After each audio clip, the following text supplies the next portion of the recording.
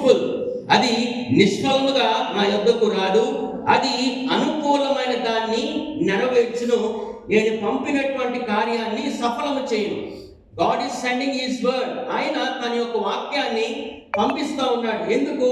అది ఫలించాలని, అనుకూలమైనటువంటి కార్యం చేయాలని, ఆయన నిష్ఫలముగా ఉండకూడదు అనేటువంటి ఉద్దేశంతో ఆయన తన యొక్క వాక్యాన్ని ఏ స్థాయిలో ఉన్న వారికి ఆ స్థాయిలో ఆయన పంపిస్తూ ఉన్నాడు. విత్తనము స్థాయిలో ఉన్న వారికి విత్తనం లెవెల్లో ఆయన పంపిస్తూ ఉన్నాడు. పెరిగినటువంటి వారికి ఆయన ఆ స్టేజ్లో ఉండేటువంటి విధముగా తన యొక్క వాక్యాన్ని ఆయన పంపిస్తూ ఉన్నాడు.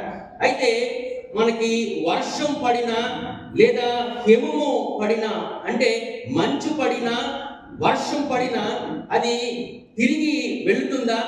అది తిరిగి వెళ్ళదు.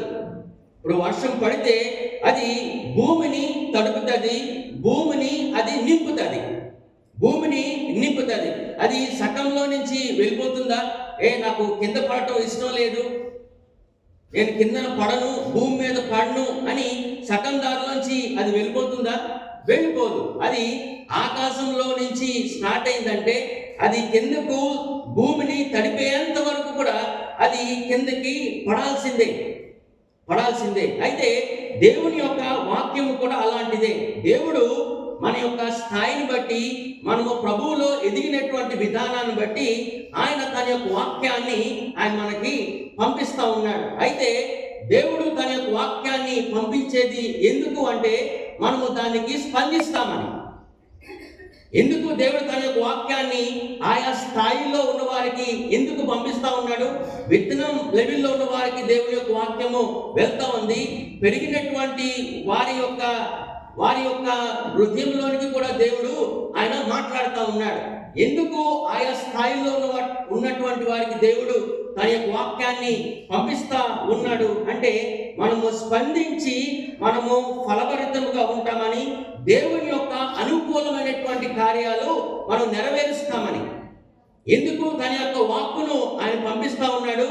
దేవునికి అనుకూలమైనటువంటి వాటిని మనము నెరవేరుస్తామని, తర్వాత దాని యొక్క కార్యాన్ని మనము సఫలపరుస్తామని. ఈ రెండే కారణాలు. దేవుడు మనతో మాట్లాడడానికి ఎందుకు? ఆయన కార్యం మనం సఫలం చేయాలి, అనుకూలమైనటువంటి కార్యాన్ని మనము సఫలం చేయాలి. మనము దేవుణ్ణి ఆరాధించడానికి ఉదయకాలము మనం వచ్చి ఉన్నాం. దేవుని యొక్క వాక్యానికి మనం ఎంత స్పందించి మనము దేవునికి ఆరాధన అర్పిస్తా ఉన్నాం అనేటువంటి చాలా ప్రాముఖ్యమైనది. How we respond to God's word and we are worshipping him. ఆయన యొక్క వాక్యానికి మనం ఎంత స్పందించి దేవునికి ఆరాధన చెల్లిస్తా ఉన్నాం. మనకి 2026వ సంవత్సరం జనవరి 14వ తారీఖు మనము ఈ టైం వరకు కూడా వచ్చాం. ఇంతకాలము తర్వాత ఈ సంవత్సరంలో కూడా మనం ఎంత దేవుని యొక్క వాక్యానికి స్పందిస్తూ మనం ఆరాధన చేస్తా ఉన్నాం.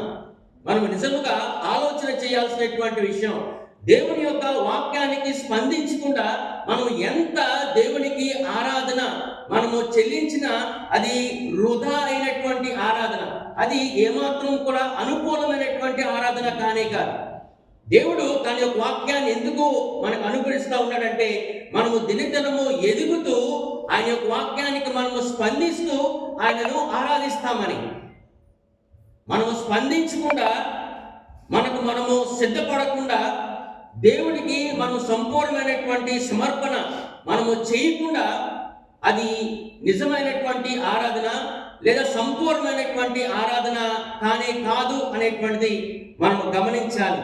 అయితే దేవుని యొక్క వాక్యం మనలో ఏమి జరిగించేటువంటి విధముగా ఉన్నది అని మనం ఆలోచన చేసినట్లయితే 107వ కీర్తన